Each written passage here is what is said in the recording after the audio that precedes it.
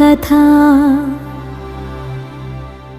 అంతేనేమో అంతేనేమో అంతులేని వేదనేమో ఆడపిల్లను కదా.